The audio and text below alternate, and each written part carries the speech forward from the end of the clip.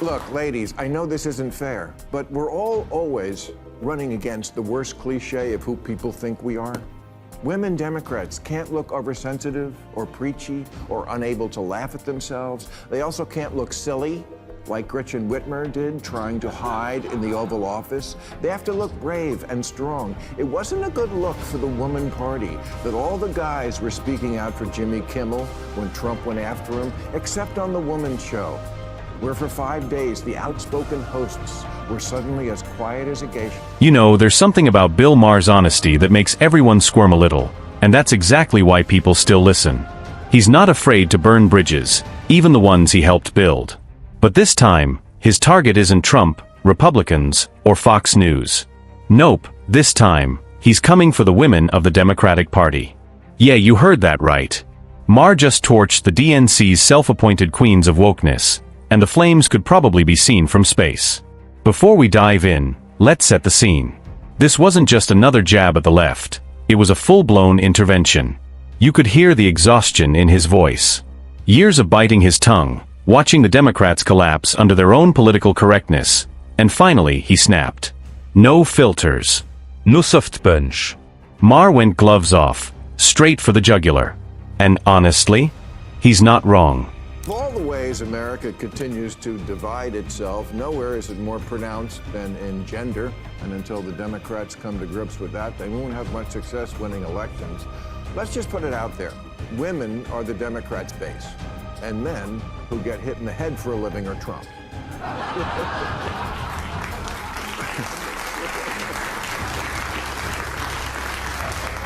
They're the bro party, the party of car shows on the White House lawn and breaking shit and seeing what happens and busting.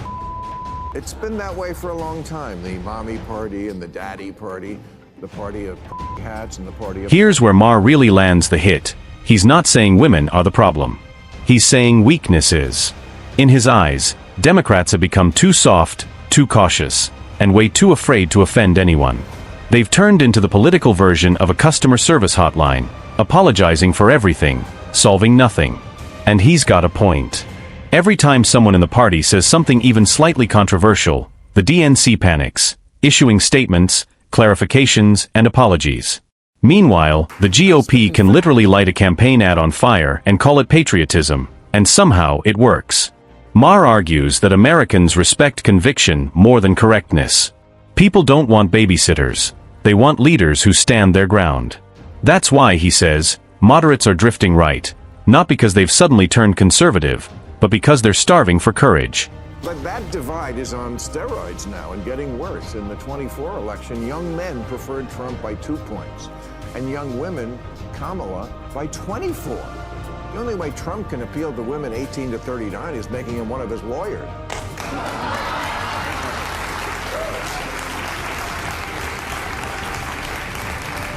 Men and women can barely date anymore because they can't stomach each other's politics. That's why everyone is gay now. We're just done with each other. If you don't believe me, ask yourself, what podcasts do I listen to? Trump bros have 50,000 of them about politics and protein powder. While in the woman's sphere, the podcasts are all about balancing career and motherhood. Maher didn't hold back. He blamed the woke warriors on the left for turning conversation into a purity test. It's no longer about connection, it's about compliance. Attraction? Forget it. Now it's all about ideological alignment. And then he pulled out a stat that blew everyone's mind. 73% of boomer men say mental health challenges are not part of their identity, while 72% of Gen Z women say they are. That's not a gap, that's a canyon. 2 generations, 2 emotional languages. Maher mocked the idea that constantly identifying as broken is empowering. He said, "I'm never moving past it isn't a slogan, it's a cry for help." He's right, this victimhood culture isn't strength, it's dependency dressed up as empathy. Then he praised Democrat Alyssa Slotkin, one of the few within the party he actually respects. Why? Because she said it straight, Democrats need to stop being weak and woke. Finally, someone with guts. Slotkin said, "We have to take the flag back." Translation? Stop letting Republicans own patriotism. People don't want pity, They want pride. Here's a mind-blowing stat about the divide. 73% of boomer men disagreed with the statement, mental health challenges are an important part of my identity. 72% of Gen Z women said the opposite. They agreed, mental health challenges are an important part of my identity. Okay, let's say it all together. Women are better than men. They're smarter and kinder and make way better firefighters. But I'm never moving past it isn't really the campaign slogan we're looking for. I'm sorry, Democratic women, but this is your party. You have a special responsibility to look tough. Senator Alyssa Slotkin seems to get that, and not just because of her service in Iraq and with the CIA, but because she says things like, Democrats need to retake the flag. Democrats have to stop being weak and woke, she says. This is where Maher hit full stride. He pointed out the massive contradiction in the Democratic narrative, the one nobody on the left wants to touch. The DNC keeps pushing the story that women are victims, marginalized, and oppressed. But the data says otherwise.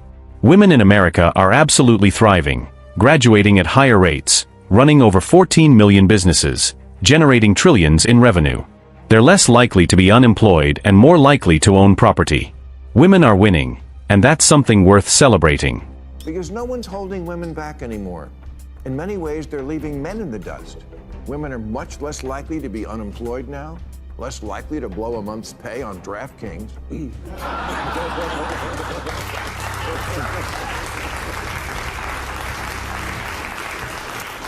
And much more likely to complete college. The only writing young men do these days is engraving their bullets. That's okay. But apparently, not if you're the DNC. Because the moment you admit women are succeeding, the victimhood engine runs out of fuel. Without that grievance narrative, what's left to campaign on? Not empowerment. Not progress. Just outrage. Maher called it out plainly. Democrats need women to feel oppressed, so they can play savior. That's not feminism. That's emotional blackmail. And then he flipped the script by mentioning black women, the very group Democrats claim to protect the most. They're actually leading the nation in new business creation. They're building and thriving. Incredible news. Right? But you'd never know it watching MSNBC. In the Barbie movie, when she storms into the Mattel boardroom, it's 12 people, all men. But Mattel is a real company. And in 2023, their boardroom was actually 6 men and 5 women.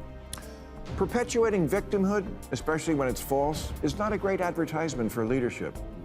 Kamala Harris's new memoir of the 24 election is called 107 Days, but it should have been called Everyone Sucks But Me. Maher said it best. The left can't handle good news because progress kills the pity party. They can't keep calling America a dystopian patriarchy when the numbers prove otherwise.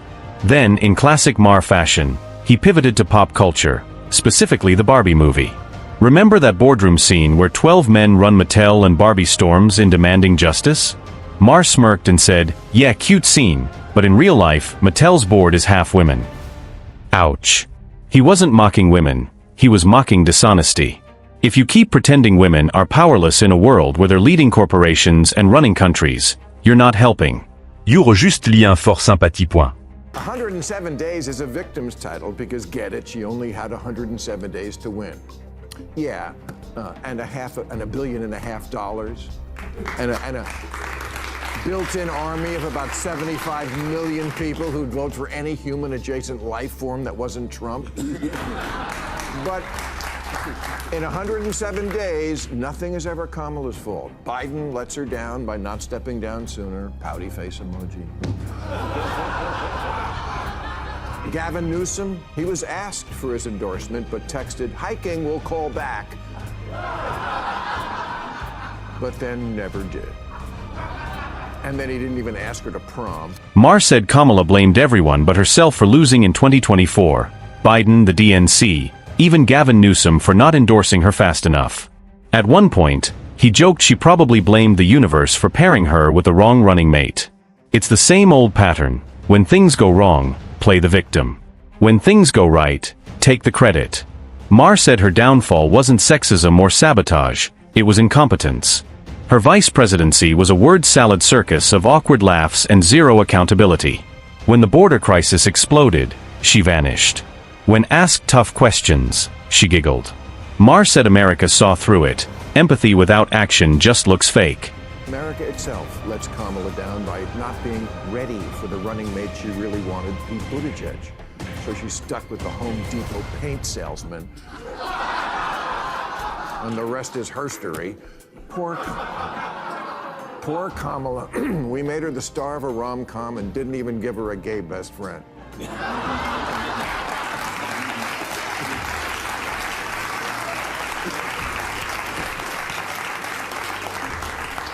Kamala writes that on election night, when it was clear she'd lost, an aide peeled the words "Madam President" off the cupcakes before handing them out. Oh, geez, that's like a scene from Bridget Jones Runs for President, for Christ's sake. That's what Maher nailed: inauthenticity. Kamala isn't disliked because she's a woman. She's disliked because she feels fake. Every smile looks rehearsed. Every answer sounds filtered. Every move feels poll-tested. And then came Maher's most savage joke about Kamala's election night cupcakes that said, "Madam President." Her staff had to peel the letters off before serving them. Maher said, "It felt like Bridget Jones Runs for President." Brutal, but accurate.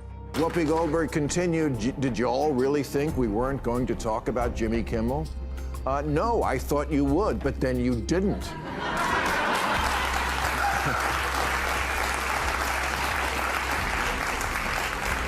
5 days? Talk about needing extra time to get ready. And if you can't take a breath and laugh at that, you're making my point. But Maher's real message wasn't just about Kamala. It was about the culture she represents. A culture allergic to accountability. The woke mindset that says, "It's never my fault." If you fail, blame the system. If you succeed, call it justice. That's how the DNC operates now. Too busy policing pronouns to fix policy. Too busy moralizing to actually mobilize. They've turned leadership into performance art, where feelings matter more than results. And then he went after The View.